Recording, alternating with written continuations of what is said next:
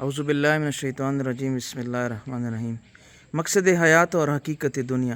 اللہ کی خوشنودی کے لیے لوگوں کی خوشی کو ترجیح دیں۔ کامیابی کے حصول کے لیے مقصد سے آگاہی ضروری ہے۔ زندگی کو کامیاب بنانے کے لیے سب سے پہلے زندگی کا مقصد جاننا بہت ضروری ہے۔ ہم میں سے ہر کوئی اپنی زندگی میں کامیابی کے لیے اپنا کوئی مقصد طے کرتا ہے اور پھر اسے حاصل کرنے کے لیے کوشش کرتا ہے۔ کسی کا مقصد ڈھیر سارا پیسہ کمانا ہے اور کوئی کسی اعلیٰ عہدے پر پہنچنا چاہتا ہے۔ العرض ہر ایک کے دل میں بہت سے خواب سمائے ہوتے ہیں۔ اللہ تعالیٰ نے انسان کو اس سیارے پر اپنا خلیفہ اور نائب بنا کر اتارا ہے۔ دیکھنا یہ ہے کہ اللہ تعالیٰ نے اس کی زندگی کا مقصد کیا طے کیا ہے۔ سب سے پہلے بات یہ ذہن نشین کر لے کہ اللہ تعالیٰ نے آدم علیہ السلام کو کسی جرم کی سزا کے طور پر جنت سے نہیں نکالا تھا، بلکہ آدم و ہوا کا زمین پر آنا اللہ کے قدیم منصوبے کا ایک حصہ تھا، ورنہ انہیں اتنے اعزاز و اکرام کے ساتھ اپنا خلیفہ ہونے کا ٹائٹل دے کر نہ بھیجا ہوتا اور اشرف المخلوقات قرار نہ دیا ہوتا۔ انسانی تخلیق اور خلافت عرضی کا بنیادی مقصد انسان کی آزمائش ہے۔ قرآن مجید میں سورۃ الملک کی آیت نمبر 2 میں ارشاد باری تعالیٰ ہے، جس کا مفہوم یہ ہے: جس نے موت اور زندگی کو اس لیے پیدا فرمایا کہ وہ تمہیں آزمائے کہ تم میں سے کون عمل کے لحاظ سے بہتر ہے۔ جو انسان اس آزمائش پر پورا اترنے کی بجائے اپنی مرضی سے اپنی زندگی کا کوئی نیا مقصد طے کر لیتے ہیں اور اللہ رب العزت کے طے کردہ مقصد کو مد نظر رکھنے کی بجائے زمین سے واپس یعنی موت اور آخرت کو بھول جاتے ہیں اور اسی دنیاوی زندگی کو سب کچھ سمجھ کر ہمیشہ یہیں رہنے کی کوشش میں لگے رہتے ہیں، ان کا انجام بربادی ہے۔ چنانچہ ہمیں چاہیے کہ ہم اللہ رب العزت کی رضا اور خوشنودی کو اپنی زندگی کا پہلا مقصد بنائیں اور ہمیشہ ایسے لوگوں کی صحبت اور سنگت اختیار کریں جو اللہ کی رضا کے طالب ہوں۔ اللہ تعالیٰ نے قرآن مجید سورۃ الکہف میں ہمیں واضح الفاظ میں حکم فرمایا ہے کہ ہم اپنی زندگی کا مقصد پانے کے لیے نیک لوگوں کی صحبت و سنگت اختیار کریں اور اس زمینی دنیا کی خوبصورتی میں کر یہیں کہ ہو کر رہ جانے والے لوگوں کے ساتھ دوستی نہ لگائیں۔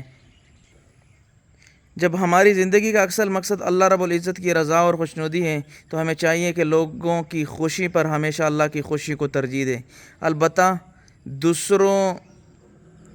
دوسروں کو کسی دنیاوی مفاد کی بجائے اگر صرف اس نیت سے خوش کریں کہ اس نیک عمل سے اللہ اور اس کا رسول اکرم صلی اللہ علیہ وآلہ وسلم خوش ہوتے ہیں تو اس نیت سے یہ بھی کار ثواب ہیں۔ اپنے دل و دماغ میں اس بات کو پختہ کر لیں کہ ہر وہ عمل جو دوسروں کے لیے سہولت اور آسانی کا باعث بنے وہ نیکی ہے اور ہر وہ عمل جس سے دوسروں کو کسی قسم کی تکلیف پہنچے وہ گناہ ہے۔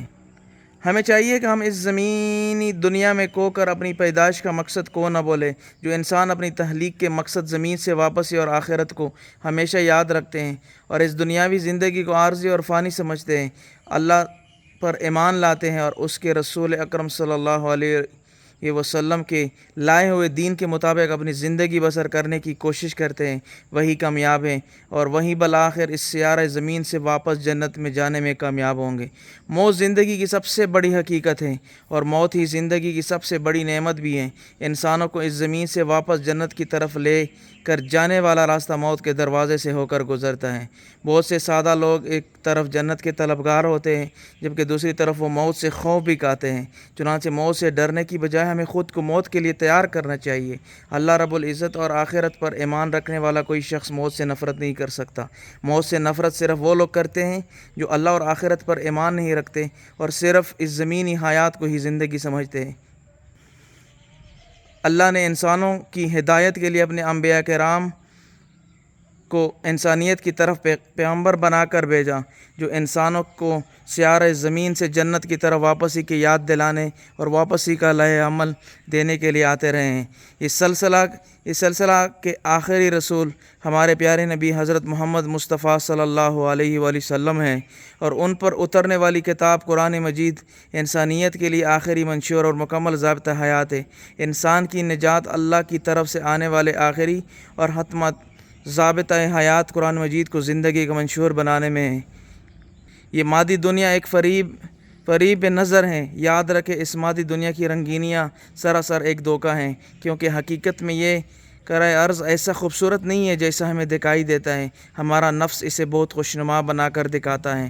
اس حوالے سے قرآن ہماری رہنمائی یوں کرتا ہے، اور جس کا سورۃ الانعام میں قرآن مجید میں ارشاد ہے، اور جس کا مفہوم یوں ہے، اور انہیں دنیا کی زندگی نے دھوکہ میں ڈال رکھا تھا۔ بنی نوح انسان کے ازلی دشمن ابلیس شیطان کو جب جنت سے نکالا گیا تو اس نے اللہ رب العزت کے سامنے پختہ عہد کیا تھا کہ وہ انسانوں کی نظر میں زمینی زندگی کو خوب آراستہ اور خوشنما بنا کر دکھائے گا، تاکہ وہ جنت کی طرف واپسی کے سفر کو بھول جائیں اور اسی دنیا کو حقیقی زندگی سمجھنے لگ جائیں۔ قرآن اس چیلنج کو یوں بیان کرتا ہے، جس کا مفہوم یوں ہے۔ ابلیس نے کہا، اے پروردگار، اس سبب سے جو تو نے مجھے گمراہ کیا، میں بھی یقیناً ان کے لیے زمین میں گناہوں اور نافرمانیوں کو خوب آراستہ اور خوشنما بنا دوں گا، اور ان سب کو ضرور گمراہ کر کے رہوں گا۔ نسل انسانی کی اکثریت شیطان اور اس کے چیلوں کے مکر اور فریب میں آ کر اس حقیقت کو بول بیٹھی ہے کہ کرۂ ارض پر انسانی زندگی کی حیثیت عارضی کھیل تماشے سے زیادہ کچھ نہیں۔ آخرت کے گھر جنت کی دائمی زندگی کو بول کر اگر انسان اس دنیا کے کھیل تماشوں جیسی عارضی زندگی میں مگن رہنا چاہیں تو وہ سراسر خسارے میں ہیں۔ جو لوگ اللہ تعالیٰ سے محبت رکھتے ہیں اور اپنے دلوں میں اس کا خوف رکھتے ہیں، وہ زمینی زندگی کو فانی سمجھ کر ہر لمحہ واپسی کے سفر کے لیے تیار رہتے ہیں۔ اصل وہی کامیاب ہے۔ مولانا روم رحمۃ اللہ کا ایک مشہور قول ہے، دنیا کو دھوکے کا گھر اس لیے کہا جاتا ہے کہ یہاں پر حقیقتیں الٹی نظر آتی ہیں۔ ہماری آنکھوں میں دیکھنے کی جو صلاحیت ہے وہ ہمیں اس زمینی دنیا کو بہت خوشنما بنا کر دکھاتی ہے۔ اس زمینی ماحول میں ہمارے ارد گرد ایسی بہت سی بدنما چیزیں بھی موجود ہیں کہ اگر ہم اپنے ماحول کو اس کی اصلی حالت میں دیکھ لیں تو ہمیں اس زمینی دنیا سے کبھی محبت نہ ہو سکے، مگر ہم یہ صلاحیت نہیں رکھتے۔ ہماری آنکھیں اس زمینی ماحول کی حقیقت کیوں نہیں دیکھ پاتی، یہ جاننے کے لیے ہم چند مختلف پہلوؤں سے اس کا جائزہ لیتے ہیں۔ کسی قسم کی سائنسی تفصیلات میں جائے بغیر ہم صرف موبائل فون کے سگنلز پر ہی غور کر لیں کہ اگر ہماری آنکھیں انہیں دیکھنے کے قابل ہو جائیں تو ہمارے لیے جینا کس قدر دشوار ہو کر رہ جائے گا۔ ہمارے ارد گرد ہر وقت ہزاروں قسم کے ناقابل دید سگنلز موجود ہوتے ہیں۔ اگر ہماری آنکھیں ان سگنل کو دیکھنے کے قابل ہو جائیں تو یہ دنیا ہمارے رہنے کے قابل نہیں رہے گی۔ اندازہ کریں کہ جب ہمیں اپنے ہر طرف سگنلز کی بھرمار دکھائی دینے لگے گی تو آس پاس کی اشیاء کو دیکھنا کتنا دشوار ہو جائے گا۔ آپ چشم تصور میں سوچیں کہ موجودہ قابل دید مناظر موبائل سگنلز کی موجودگی میں ہمیں کیسے دکھائی دیں گے۔ یہ بھیانک منظر ہم اپنے تصور میں بھی دیکھ لیں تو رونگٹے کھڑے ہو جاتے ہیں۔ Electromagnetic waves, the world of visible colors, beyond the three-dimensional world۔ اللہ رب العزت نے قرآن مجید میں فرمایا کہ شیطان اور اس کا قبیلہ انسانوں کو گمراہ کرنے اور وسوسہ اندازی کرنے کے لیے وہاں سے دیکھتا ہے جہاں سے انسان اسے نہیں دیکھ سکتے۔ گویا وہ لمبائی، چوڑائی، گہرائی جیسی معروف تینوں جہات سے ہٹ کر کسی اور جہت سے انسانوں کو دیکھتے ہیں۔ ارشاد فرمایا سورۃ الاعراف کی آیت ہے، بے شک وہ خود اور اس کا قبیلہ تمہیں وہاں سے دیکھتا رہتا ہے جہاں سے تم انہیں نہیں دیکھ سکتے۔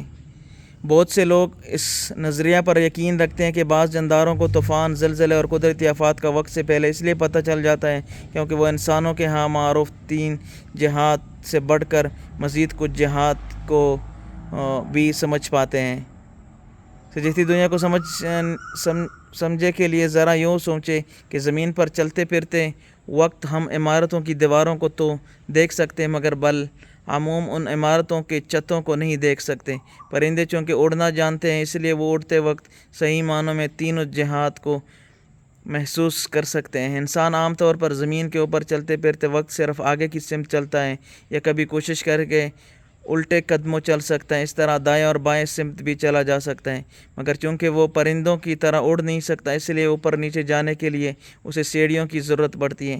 اپنی پیدائش کی ہزاروں سالوں بعد پچھلی صدی میں انسانوں نے ہوائی جہاز ایجاد کر لیا، جس کے بعد اس نے باقاعدہ اڑنا شروع کر دیا اور پرندوں کی طرح 3 جہات کو محسوس کرنا ایک معمول بن گیا، مگر اس کے باوجود 21ویں صدی میں بھی اربوں انسانوں سے آباد سیارے پر ایسے انسانوں کی تعداد بھی بہت کم ہے جنہوں نے جہاز میں سفر کرتے ہوئے باقاعدہ طور پر بالائی جہت سے زمین کو دیکھ رکھا ہوں۔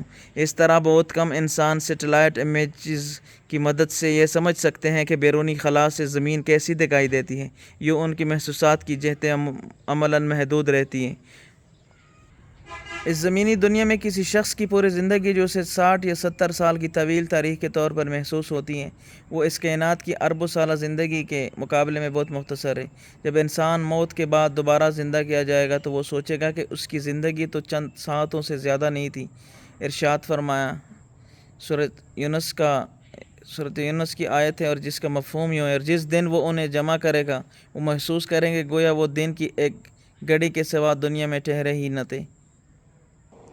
اس زمینی دنیا میں جاری و ساری نظام اور روز بروز پیش آنے والے واقعات انسانی عقل کو عاجز کرنے کے لیے کافی ہے۔ اگرچہ سائنسی ترقی کی بدولت ہم اس کائنات کے فطری قوانین کو جزوی طور پر سمجھنے لگ گئے ہیں، لیکن مجموعی طور پر یہ سارا نظام کائنات انسانی عقل میں نہیں سما سکتا۔ دنیا میں جو بھی ہوتا ہے وہ اللہ کا ایک معجزہ ہی ہے، البتہ ان میں سے بعض کی ہمیں عادت ہو گئی ہے اور ہم انہیں معمولی سمجھتے ہیں۔ اگر ہم رک کر سوچیں تو ہماری عقل اس نظام کو مکمل طور پر سمجھنے سے عاجز ہے۔ آخرت کا درجہ و مرتبہ دنیا کے مقابلے میں بہت زیادہ ہے۔ اللہ رب العزت کے نزدیک زمینی زندگی کے رنگینیوں میں کو کر واپسی کے سفر کو بھول جانے والے لوگ خسارے میں ہیں۔ دنیا کو آخرت بھی ترجیح دینے والے قرآن مجید کی نظر میں گمراہ ہیں۔ ہمیں چاہیے کہ ہم اس دنیا میں یوں زندہ رہیں کہ ہم تو دنیا میں رہیں مگر دنیا ہمارے دل میں نہ رہیں۔ اگر ہم دنیا کو دل میں جگہ دے دیں تو ہم آخرت کو بھول کر دنیاوی خواہشات کے پیچھے مارے پھرتے رہیں گے۔ نتیجتاً ہم اپنی عاقبت برباد کر بیٹھیں گے۔